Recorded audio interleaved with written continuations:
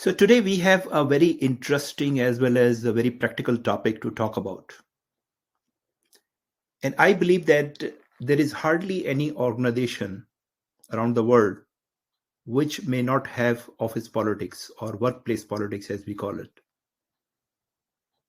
And every one of us has been impacted in one way or the other. The interesting part is that office politics is of such a nature that many victims who are impacted negatively by it, they even didn't realize that it was the office politics for which they have to suffer. So it's very important and relevant to develop some awareness. So this is a definition. Politics is the set of activities that are associated with making decisions in groups or other forms of power relations between individuals, such as the distribution of resources or status. So this also covers the term politics as we use for the government politics. But this is the nature of the politics. It's related to whenever there is power involved, resources involved, and there are different people with different background and powers are really negotiating, some element of politics started to appear. So that is by definition. Let's understand more from our practical perspective in the corporate environment. Office politics, as I said, that in the same organization, two people who are working for 10, 15 years, one would say it's very political organization, and another say there is no politics. That's true. So it's a myth and a reality. It's based on your perspective. Where are you coming from? Based on your experiences, if you have very bad experiences, you will see a lot of politics. I worked in multinational organization, different regions, different size of organization at different point of time. Based on my personal experience, I did not see much politics in any organization. There were some, but not that bad. Now, doesn't mean that there were no absolutely politics, but from my perspective, because I did not see that politics as badly, I did not come across badly. So it's quite a lot depends upon the individual perspective. How do you see the politics? And it could be both positive and negative. So definition is very neutral, but it could be deployed or based on the practical situation, it could be positive or negative. It could be very negative. Now, positive politics, we don't see that as politics. So it's about the how we deal with this term, that when it is positive politics, we usually don't associate with politics. So politics is always associated with something negative, bad. That is why politics itself is considered bad. In a positive sense, it is relationship, networking, and influence. So all business leaders, good leaders practice good politics. When you are using your personal influence, when you are using your relationship, when you are using your leadership charisma, you are involved in politics. And it is okay to gain personal benefit from it. When do you have a relationship capability better than other people? When do you have personal brand better than other people? When you have influence better than other people, you gain out of it personally. People regard you, people respect you, which is okay, perfectly. Now, when the boundary line is between positive and negative, when you are excessively using your power, when you are using your influence and relationship to manipulate other people, to take benefit at the cost of others, where people have to suffer for you to make benefit, that's negative politics. But as long as you are playing the game positively, it's positive politics, although we don't call it positive politics. So when you go too far in your influence, manipulating other people, that's not good. That's bad. That is where the politics start. I think most of us really understand that it's much more dominant in multicultural, multiracial environment. It's natural. People coming with different racial background, different origin of countries, different cultures, they have different point of views. They see things differently. And I believe that most of the attendees in this webinar is from Middle East. Middle East is a perfect place for this type of politics. And I'm sure every one of you see some level of practical implementation of such bad politics. Okay, so workplace politics is natural and unavoidable, honestly. Now, this is not deployed by the management or the leadership team or by any authority. It emerges itself based on the mix and composition of the people, but it's natural and it's unavoidable. Because people have different and legitimate reasons for themselves. They have beliefs. They could be different, but based on their background, they believe into those things. There are issues they have to deal with. There are, as a human being, we have wants and needs and desires and emotions, and then ambitions. Ambitions play a very effective and active role in the office politics. And these differences among the people, they create biologically, environmentally differences, and their differences lead to politics. And the most dominant reason in any organization for politics is the hierarchy or the organizational structure. When you have a lot of people in the organization and they are assigned different level of powers and influence and authority, it naturally results in some conflict or some competition. And that conflict and competition becomes the office politics. So conclusion is, at least for our purpose here, that office politics is neither good nor bad. It is the people who make it good or bad. That is why you see that in good, so-called good organization, the organization which have high caliber of people, they have high level of ethics, there is less politics. And a smaller organization or the mid-sized organization where there is not much ethics or not much professionalism, you will find more of politics. So what are the signs of good and bad politics? Let's identify some clear trends among the organization. So first, bad politics: lying and cheating, backstabbing, psychological manipulation, bullying. Very common. We don't realize, but it's very common. Because victims are weak and they don't raise their voice in most of the cases. Self-promoting, ego tripping, favoritism, manipulating others, lobbying. So these are the clear signs of bad politics. This is not an exhaustive list, but some common trends. What are the signs of good politics? When fair and fair distribution and allocation of resources. So it's all about resources and power. Fair allocation of opportunity, fair distribution of decision-making power, reduction of authoritarianism, helpful work environment, and ethical working norms. We know these things, and those organizations who practice these things, there is less incident of politics. So politics is usually used as a synonym for power because it's related to the power. So the main question is that how do we gain power and how do we use that power? Organizations try to define power very objectively, like your job description or what you could do, what you cannot do. It's structured very much in writing, but the implementation and execution may vary from person to person. For the same role, same position, two people could really interpret it very differently and use it differently, or also based on their personality and their style and their background and their experiences, they could use it differently, which creates a different impression on other people. There are three components of related to the power dynamics in an organization. Number one is authority. Authority is officially granted authority or power. That's one thing. But besides the officially granted authority, there is also a very important component of culture. Culture significantly impact the authorities and the power of the people in the organization. So you can again look back in your organization and see what type of culture your organization has. It could be good, it could be bad, it could be just neutral. But that determines significantly the political environment of the organization. And the third component is politics itself. Now, again, be careful. When I'm using the word or phrase of politics, I don't mean the bad politics.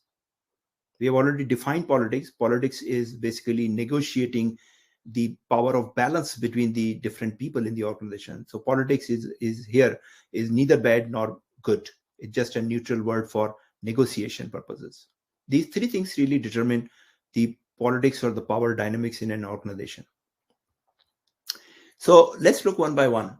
What is authority? Authority is the formal power granted through organizational structure. and the extreme level of execution of this authority is that the fear of job security. Do it or you are fired. In rare cases, this happens practically, but most cases, it's a fear on the head of the employees that if they don't comply to the directions or desires of some powerful people, they may lose their job. This is authority. And not only firing, but related to a lot of other things, promotions and granting of resources and some lot of other things which may impact your quality of working in an organization. Culture. Now, culture is not officially dictated in an organization. Culture emerges over a period of time itself. Now, of course, there are people who are powerful in the organization who may drive the culture of the organization. For example, CEO or the top level management or leadership has significant influence on the culture of the organization. And in many cases, when a new CEO takes over, and if this personality is very different than the previous CEO, you can see that the culture has started to change because people look up and take influence from the top leadership. But culture is not easy to change overnight. Even if a new CEO, it will take time to change the culture, but it's changeable in the long term, but it has significant influence and impact on the power dynamics of an organization. Politics itself. So, effective use of power through influence, persuasion, and negotiation. As I said, there is nothing wrong in using your influence and persuasion and negotiation and relationship. But how are you doing it? What are your intentions? Does it really hurting other people? That determines the good or bad politics. I would say that look at this term politics as your leadership style, because all these things are similar. If you are good at relationship, influence, personal brand, negotiation, you are a good leader, which means you are good at politics. Again, not in the negative sense, but in a positive sense. So workplace power tools, or the think component of office politics, is authority, culture, and politics. And depend upon the organization, these tools have different impact and different mix. It's not like that there is always an impact of authority by 33%, culture 33, politics 33. It really varies significantly. In some organization, you can see that authority is very dominant, mainly the governmental organizations, the military. It's the nature of the organizations where the authority plays a very significant role in the political environment of the organization. Charities, non-profit, usually driven by culture of the organization. But many good organizations also have a good culture. And good leaders don't use authority most of the time. Good leaders use politics and culture most of the time.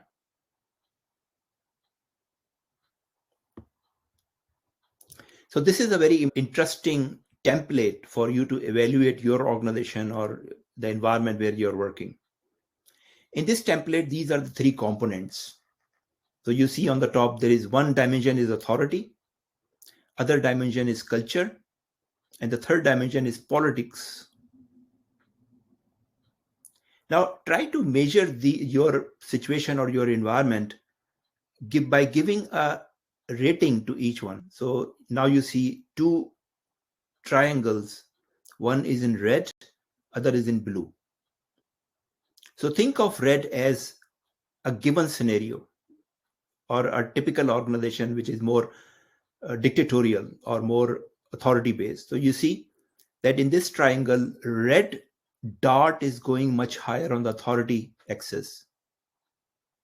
If you, from the center of this triangle, you try to measure, the red dot towards authority is going much higher than other dots, right? Which means that this translates into more authoritarian organization. Let's look at culture. Culture, red dot is going much lesser distance than authority.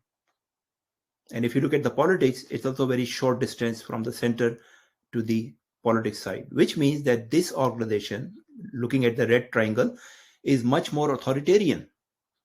Some element of culture, some element of politics, but mostly authoritarian organization. Now the blue triangle on the same picture shows an ideal scenario. So in an ideal scenario or a good organization reflection shows that The authority scale is at much lower. So now you see the blue dot towards authority from the center is much smaller distance than red dot. And culture is much wider than the red dot, and politics is even larger or longer than other dots. What does it tell you? It tells you that this organization, based on the blue triangle, is much less authoritarian, but has a strong culture and a lot of positive politics in this organization. So you could see if you are a leader in the organization, which I believe you are, look at your style, what you are practicing. So organization is a collective behavior of all the individuals in the organization, but you as a leader, what is your style? How are you contributing to the politics or culture of an organization? If you are more like red triangle, probably that's not a good place for you.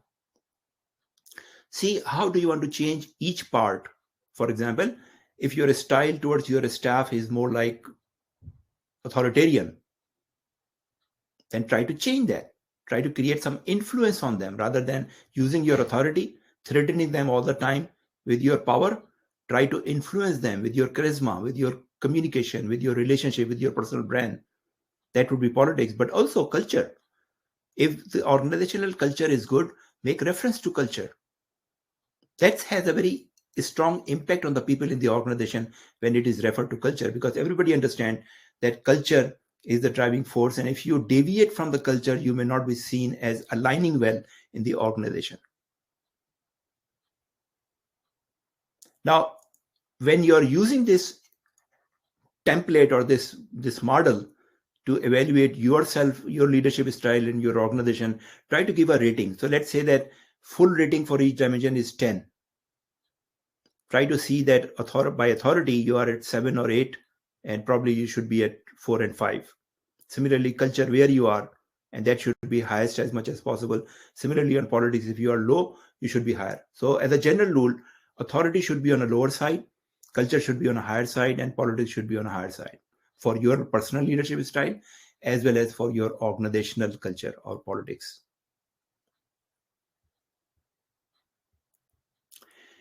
So what is the power which comes from the position or authority? Of course, this is related to your title.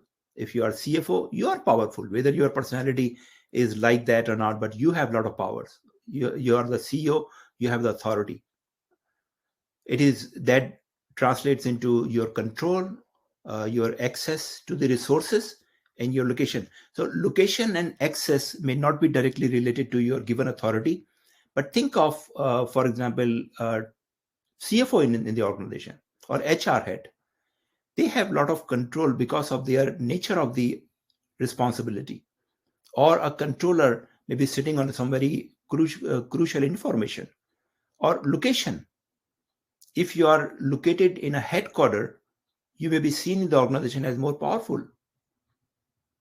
One of my bosses used to tell me that heat is always close to the fire, which means that if in an organizational setup you are close to the top management, you are seen as more powerful simply because of your location, your proximity, which is true.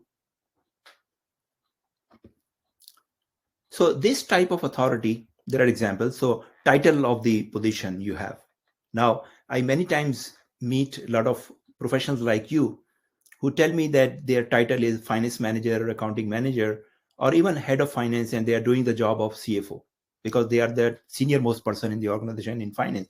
And I always ask them question back, why don't you ask your employer to give you a title of CFO?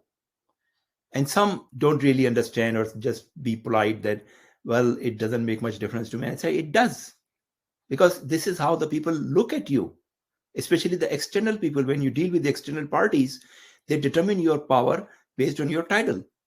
And if you are really doing a job of a CFO, there is all the legitimate reason for you to ask your employer to give you that title.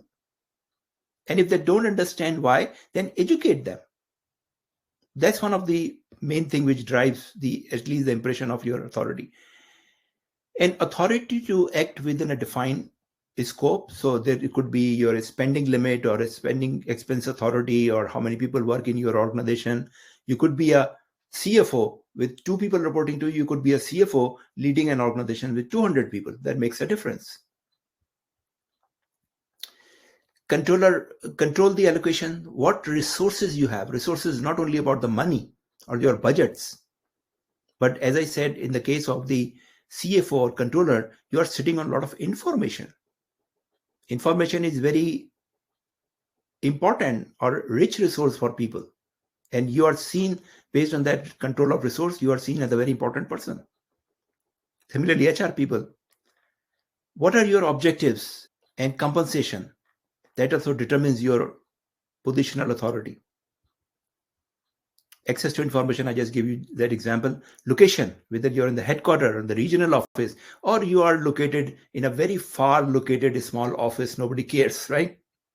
That also determines your positional authority.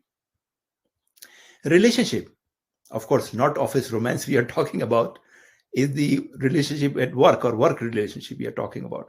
So here we can refer to the networking, helping other people, reciprocity, your linkages with the powerful people, your alliances, your background, all these things really matter.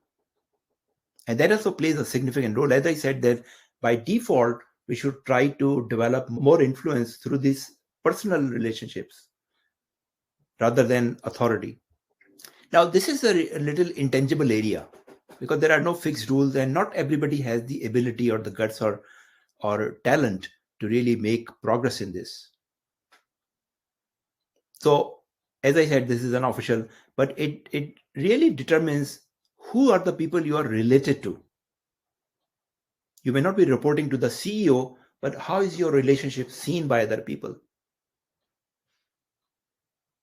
Or there are other power players in the organization. How do you are considered related to them?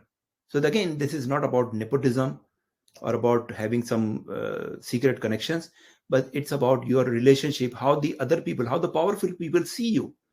If they really respect you, if the C-level executive in your organization respect you a lot, you are a junior, you are seen very respectfully by the organization.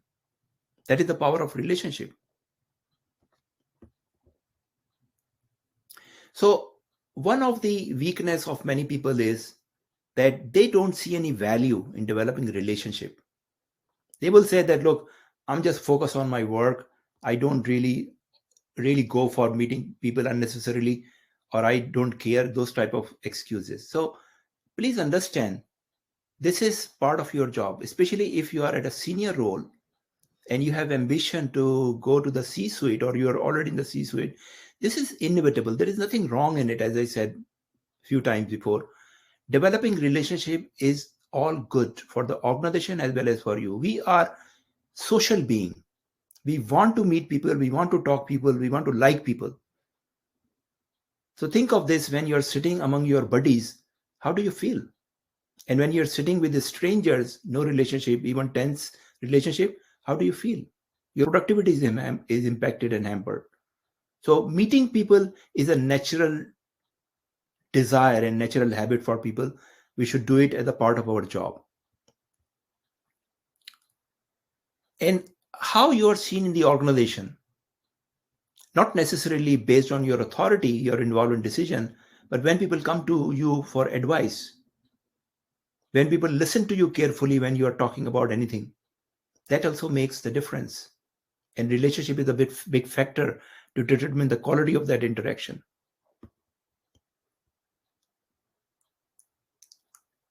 And who is being impacted by those decisions, where you are part of that decision or not part of that decision. There is a term used called political capital. What is political capital? It's definitely based on your network, connections of the network, relationship with the people. But let me clarify one point. Some people think that, look, only people try to develop relation and connections who are not good at your job, so they are trying to secure their job, or they are seeing the politicians in the organization not doing their job but spending time really flattering top people. The real development or real benefit of those habits, like leadership habits, like relationship, networking, personal branding, is built upon your performance. So doing your job is really the basic. If you're not doing your job properly and you are focused or spending time on developing relationship, that's not right. That would lead to bad politics.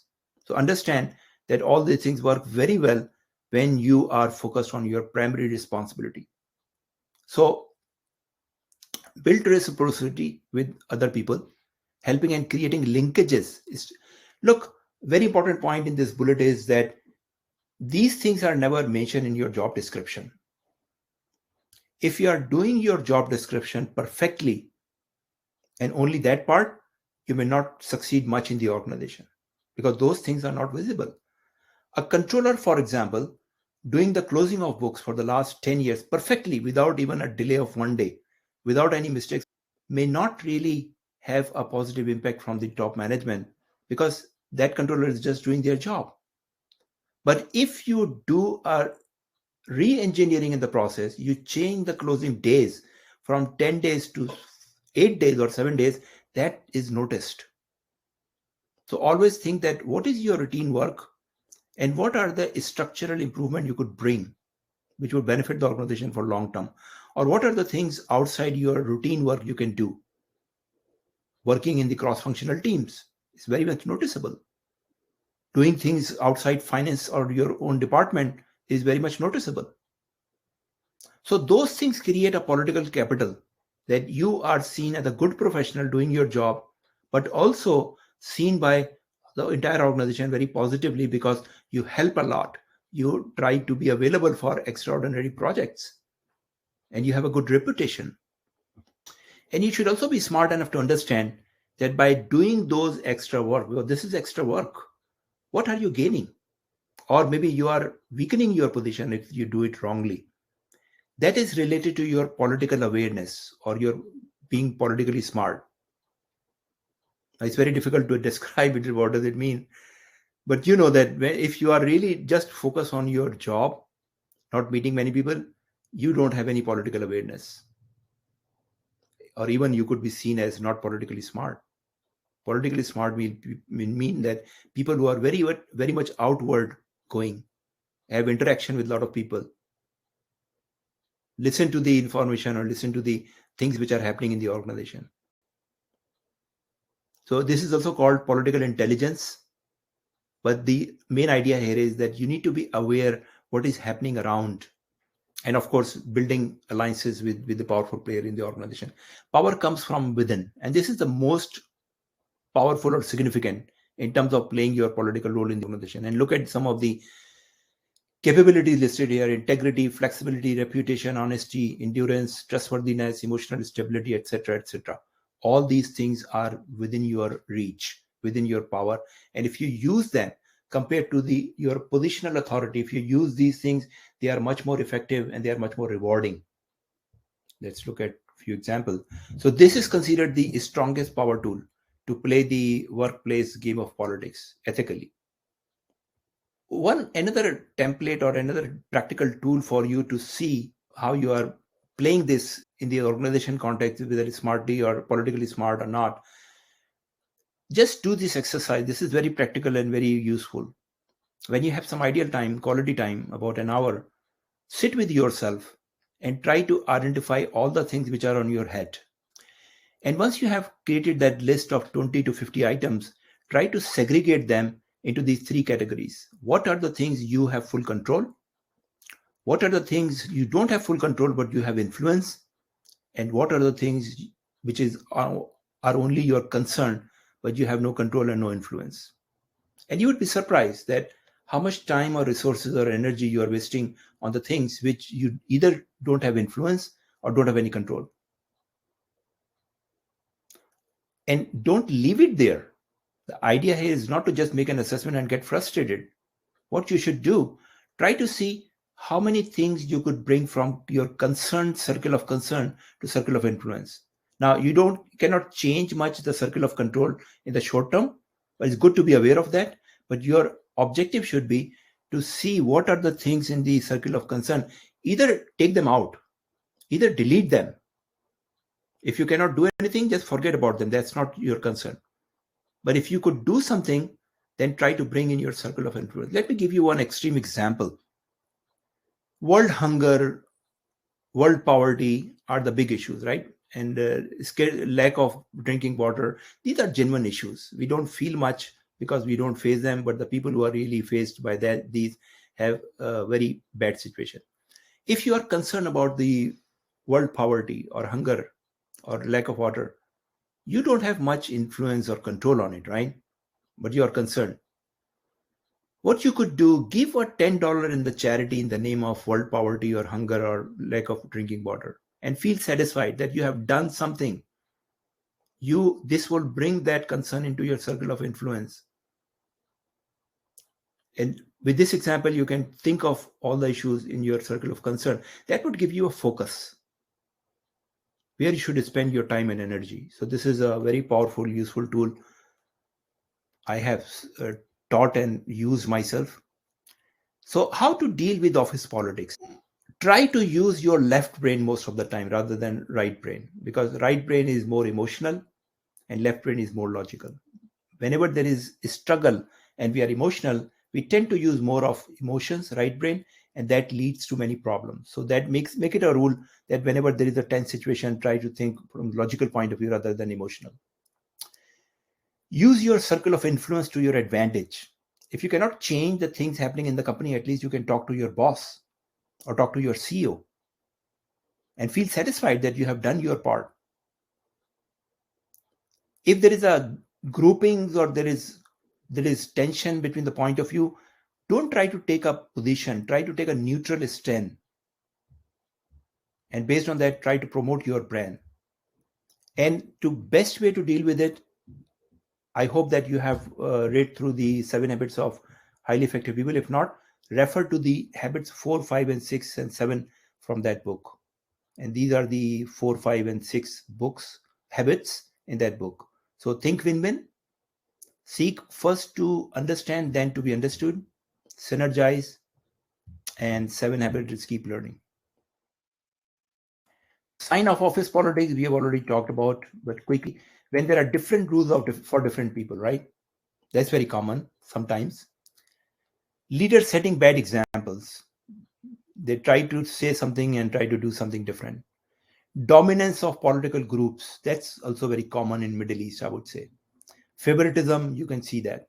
Nepotism, you can see in some cases. Long service entitled employees. Now that's interesting. So long service, you could easily see that the people who are working for 20 years, 25, 30, 35 years, sometimes they develop some entitlement, not only by themselves, but also by bosses that look, they are very loyal, they are faithful, although they are not working as hard as they used to. Not in all cases, but it's a common example that those people become entitled and management support those things, which frustrate the new incomers which are working harder. Serious communication gaps. Top management does not tell the real story, or negative or toxic work environment. This is also very common. These things are common but also relative based on the individual context. It depends where are you coming from. You may see a very toxic environment, some other people in the same environment may not see the same thing. So try to understand the context. So exploitation of weak and sincere employees. Not everybody is that vocal and that big mouth. There are many people, many employees who are very faithful, loyal, hardworking, but they don't have a voice and they are manipulated many times. Illegal or immoral practice, especially the small organizations, just be careful with that. Lack of professionalism, respect among the team. There are very senior level people and CEOs or C-level executives who are quite abusive. Functional silos. People don't talk outside their department, but within a department there's a lot of activity goes on. Too much gossip, rumors. Always there is some spicy information, news coming up. And lack of tolerance for differences. And frequent missed deadlines. If all these are happening, keep assured that organization is not doing well and they are missing deadlines. Okay, let's move forward. What are your options to deal with office politics? Let's talk about that more narrow down on the deliverable of this webinar. What should be your takeaway? One group of people, which is very common, they say, I will avoid it completely. This is not my business. This is none of my concern. If there is office politics, I have nothing to do with it. I will focus on my work. I hate politics. I entirely focus on my work. And unfortunately, this is the largest group of employees. This is the largest group of employees who feel this way. Politics is not my business. And unfortunately, they are the most victim of office politics because they are not involved, they are not active to really fight back. They become the victim of office politics. In my long career, I have gone myself through several times becoming a victim. And at that time, I did not have the appreciation and realization that this was office politics working against me. I didn't know that. Now I see that. Now I'm matured enough to understand.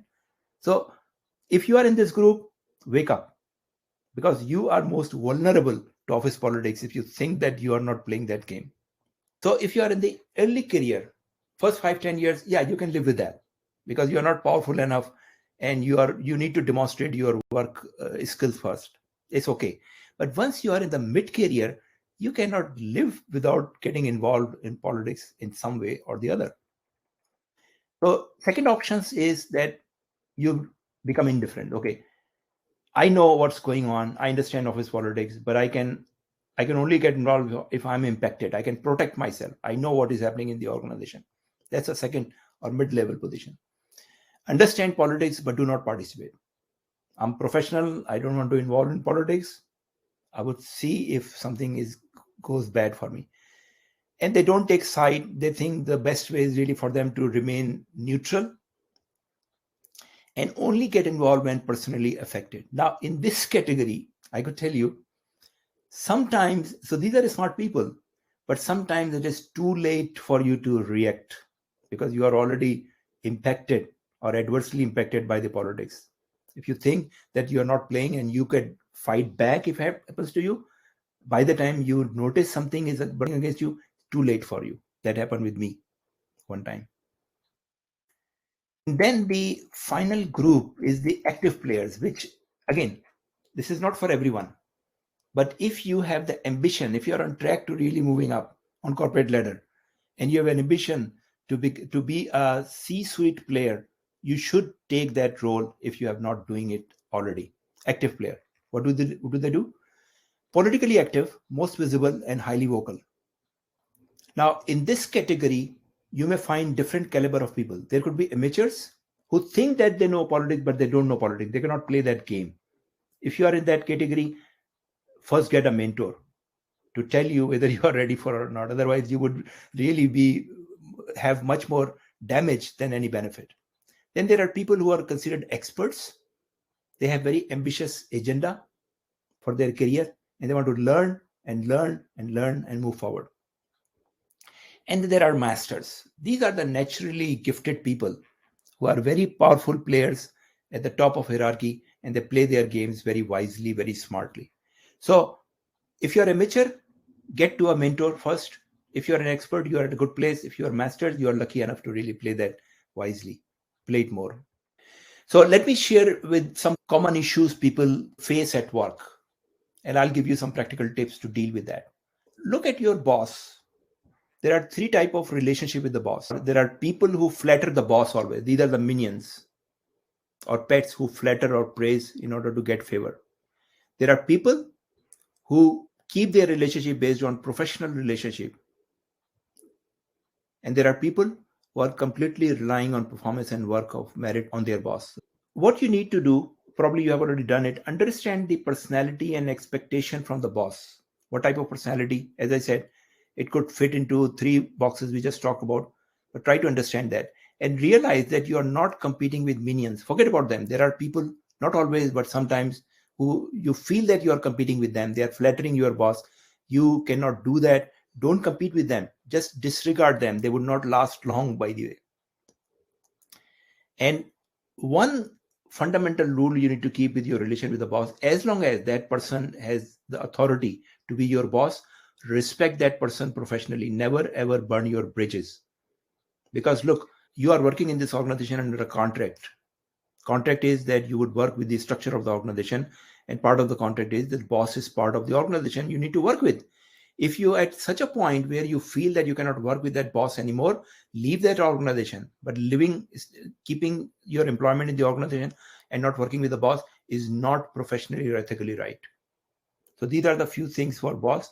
What about if you have an obnoxious boss, very bad tempered, very bad behavior?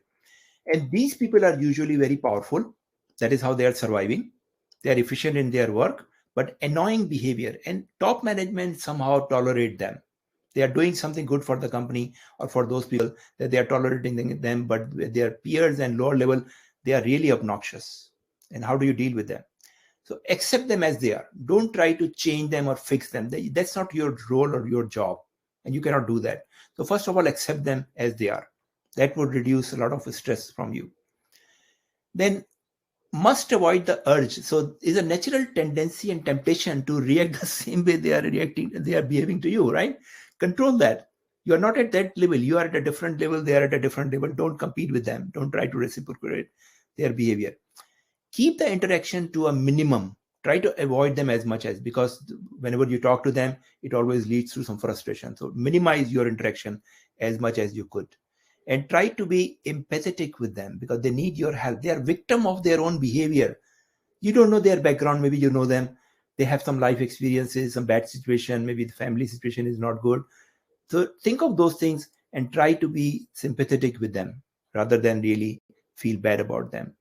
And deal with them in perfectly normal. Don't treat them especially, as if they're special. Like you meet other people professionally, just keep showing your professionalism to them as well. That's the best you could do. And hopefully someone in the organization will take care of them and fix them. Now, in an extreme scenario, if this doesn't work, all the tips I have shared with you, if this doesn't work and you keep being impacted adversely, try to involve HR into this matter. HR, or exit the organization, look for some other opportunity. HR, be careful, because the level of HR, the quality of HR from company to company is very different.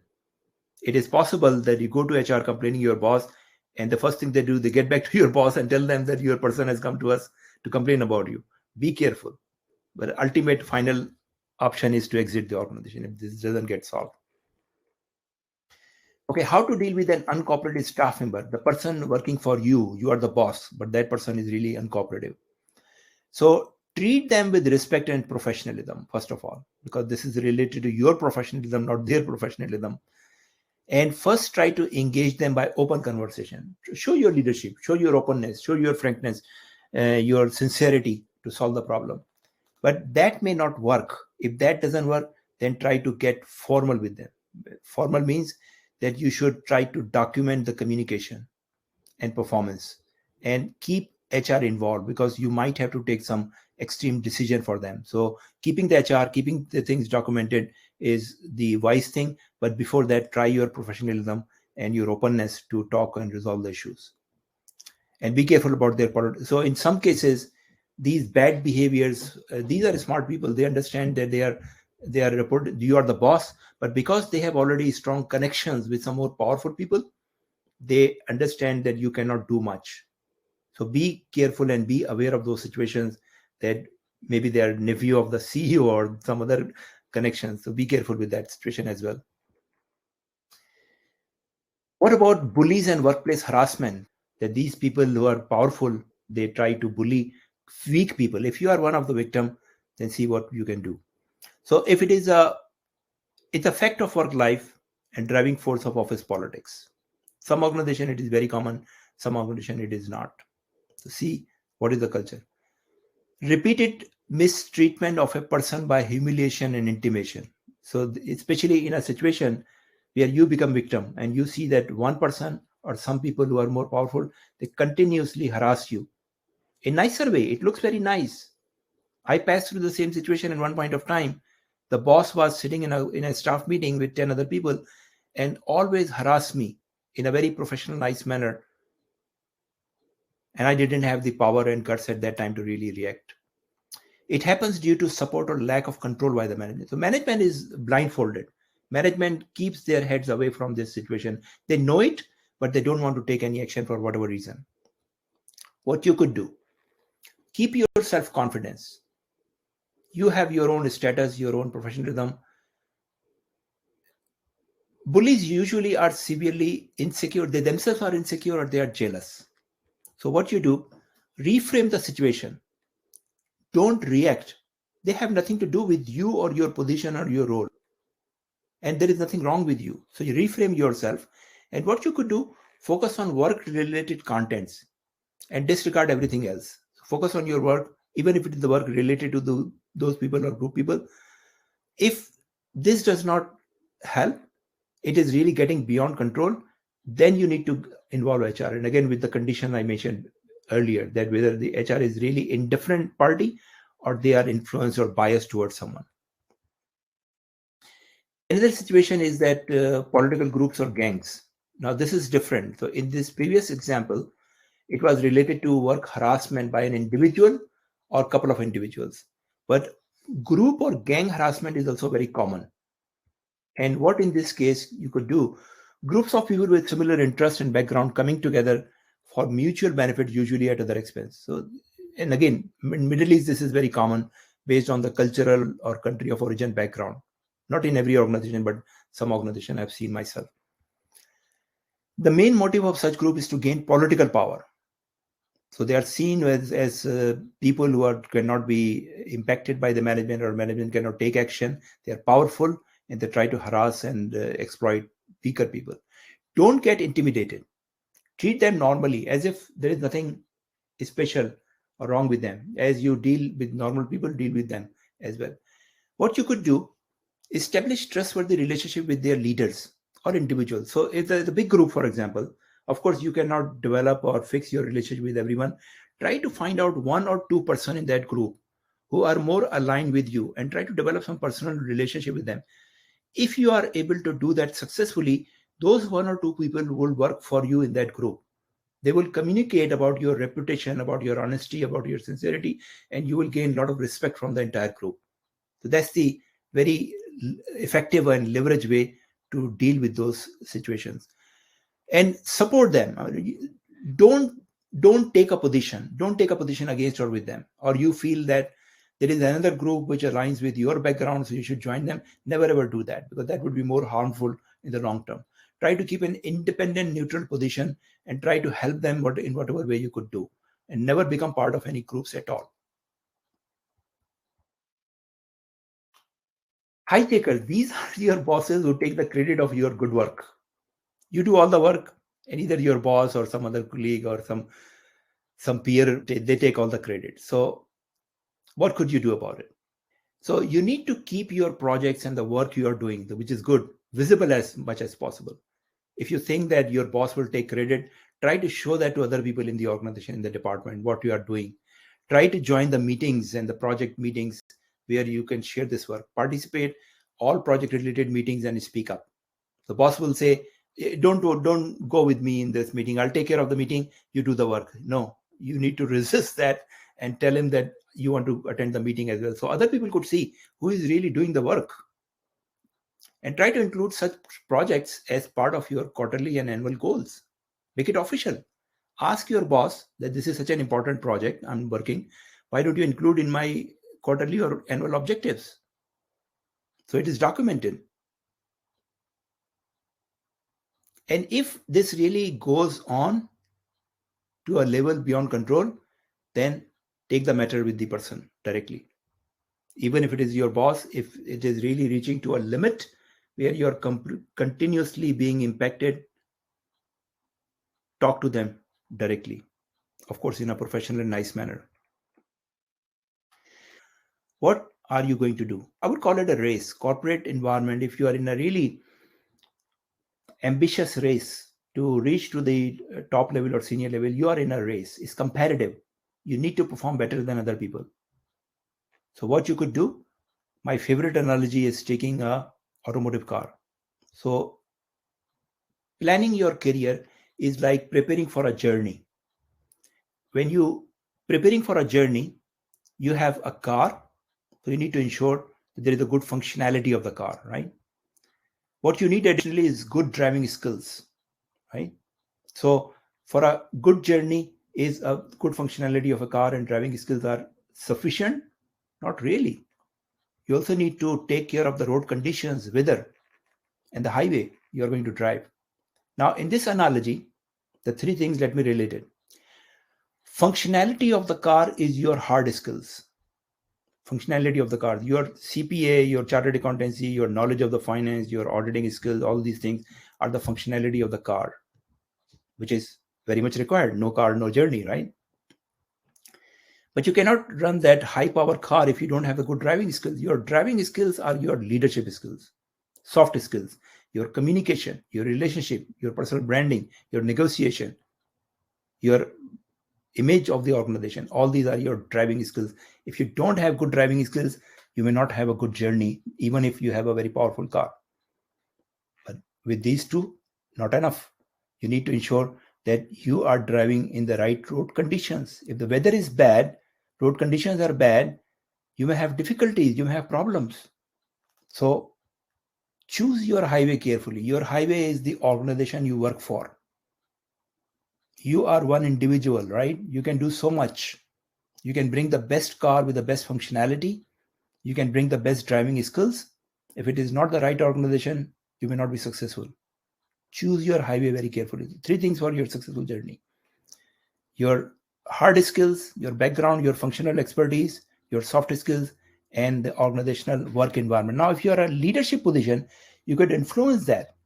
But if you are in the early career or mid career, see also that which environment you are in, which highway you are driving your car. So when you drive a car, there is another thing, a very common problem called blind spots. You have the best car, you have the best driving skills, you have the best highway, but there are spots which are called the blind spot you cannot see. And that's a dangerous point. Every one of us face those blind spots. When I look back at my career, there are many blind spots. Some I was advised by my mentor to be careful. Some I missed and paid a huge price and cost for it. So see, what are your blind spots? There is another strategy model called Johari Window.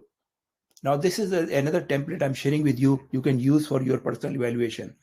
So in this window, there are 2 axes. There are things, this is very generalized. So there are things which you know about yourself, right? Known to self, 2 boxes on the left side. These are the things you know about yourself. And then the 2 boxes on the right side are unknown to yourself. These are things related to you, but you don't know those things. On the vertical axis, there are things which are known to others about you, and there are things which are not known to others about you, right? So it's a matrix. Let's start with the one by one. Open self on the upper left. These are the things which you don't know about yourself, the world knows about yourself. These are not rocket science. Everybody, this is based on your information publicly known, right? Then at the bottom of this axis, there are things which are known to you, but not known to others. These are your private things, hidden self. Depends upon your personal approach. Some people want to share a lot. Some people are very reserved. Leaders usually are very visible and transparent. But there are always few things which you would like to keep private yourself. On the right side, what you see in the blind self, these are the things known to public or known to others, but not to you. That's the blind spot. This is about you, but you don't know. Other people know it. The car you are driving, there's a blind spot. You cannot, this is your car, but you cannot see that. The passing by driver sees that you are getting into a danger zone, right? And finally, the lower right side box is unknown self. These are the things you don't know, other people don't know. What are the examples? For example, every one of us will die. When we will die, we don't know. Other people also don't know, right? So very few, but realistic things. But our focus on this discussion is really the blind spot. Why there are things people know about us and we don't know, right? But this is the reality. Nobody likes that. Now, one of the reason for the blind spot is another blind spot. We think there is no blind spot.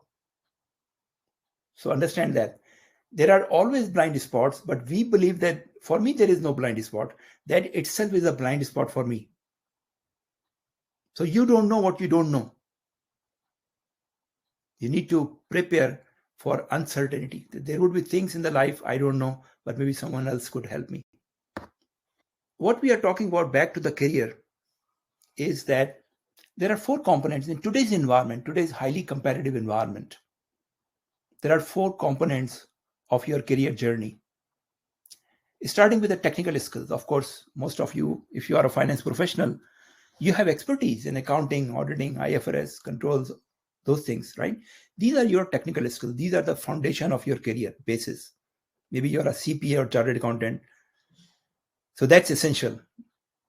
That's foundational. Nowadays, if you go on the lower side, so these are technical skills, and then you have technology skills. Now, technology has penetrated so much in our life and work that technology skills has also become very essential. So not only your functional skills, but your knowledge and awareness about blockchain, about artificial intelligence, machine learning, cloud computing, etc., is also become part of your job. It's no more about IT. IT is part of every other function. So you need to develop some. Now this is relatively new. You may have developed some knowledge, or you may not have developed, but this is essential. On the right side, right bottom side, you have business skills. Again, if you want to really go to the top of the organization, you need to have some business skills. Not only about functional skills, but business skills. What are the business skills? How to create value for the customers? What is the business model? How to make innovation in the business model? How to create strategy maps? How to drive and execute enterprise performance management system? This is mainly business strategy also required. Finally, you have on the upper right side, interactive skills, which are also called soft skills. This is related to your communication, emotional intelligence, personal brand, relationship, and lot more.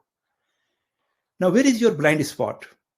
Mostly your blind spot is in your interactive skills. People don't believe that they are weak in communication. People don't believe that they need emotional intelligence. People don't believe that they have a bad personal brand, and they don't work on it. Now, many people, many professional smart people, they already have good basis on technical skills, and they are learning technology skills, which is good. But then that is their entire focus. After the ACCA, they want to do CMA. After the CMA, they want to do CPA. They want to do all more technical qualification. So they are overloading one area of their expertise. There is a lot of craze among the people to really develop technical expertise, of course, also the technology, but not much focus on interactive skills and business skills. And those areas have become blind spots for them.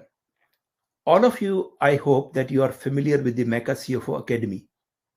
And we are running a program for 6 years now called Strategic CFO. And the main reason for the Strategic CFO program was really to create awareness and expertise in two areas: leadership, interactive skills, and business skills. And we have lately added some technology skills. This is a curriculum for the next batch, which is starting for the batch 12 after 6 years, and it's further expanded and extended in terms of the contents. Look at that agenda. It does not have any accounting and finance because you already know more than what you need to know. It has some element of technology, but it's mostly leadership and your interactive skills, mostly. And in this program, we have, as I said, we have further loaded the program. This is for what, 12 months, by the way. So we started with 3 months, but then we extended to 6 months and now 12 months. In 12 months, every week, we have 2 hours live interactive session on these topics. And then 1 week you sit with me as your master coach. Then another week you work with another coach and another peer group. Because we believe it's not about building the knowledge. It's about building the expertise, developing the habits. So it's not about, knowledge is commodity. You can spend time on Google and learn everything available. But how do you practice it? How do you develop your expertise? You work with your peer group for 1 year. In totally 1 year, we are also working on another program to expand it to 3 years, like C-Suite Vision 2025. Office politics is only a reflection of your, if you are suffering because of it, then it's a reflection of your lack of leadership. A good leader has to have the capability to deal with office politics. And office politics, believe me, it's your blind spot. If you think you're not impacted by that, or this organization or your organization does not have it, this is your blind spot. Work with a mentor or a coach to get sufficient awareness about it. We are currently enrolling into this 12 batch. More than 300 people have already qualified from these previous programs. I advise you, I suggest you, look at this program and see if this is fit you. Look at the content and look at the delivery, what we are offering here. The best I could do for you, there are two plans. One is the one-time plan, which is close to $2,000, which is 1989. Another is the monthly plan. If you are financially constrained, go for the monthly plan. Just pay 195 for the first month. First month, you will get 4 live sessions, 2 with me, 2 with peer groups. That's sufficient enough period and time to make you understand and realize whether this program is for you or not. So in the first month, 30 days, if you don't feel that this is for you, get back. Just tell us, we'll cancel your enrollment and refund you 195. So you don't lose anything financially. Of course, time-wise, you will learn something, I'm sure. But money-wise, if that is your constraint and risk, you don't lose anything. 30 days, you get free sessions, 4 free sessions, and a lot of other information. And if you don't feel comfortable going forward, just request for the refund and you will get the full money back. Success in career and life is all about taking risks. If you are not taking any risk, there is not much hope for success. Success does not come, or opportunity does not come, only come to those who are prepared. And in this case, there is even not a risk. You can start with a very meager amount of 195. If it doesn't work, you will even get 195 back. So 0 investment or any risk as well. But try this. Try this for 30 days free of cost, and hopefully this will change your life, because this is what people tell me from the other batches, that this has not only changed their career, changed their life.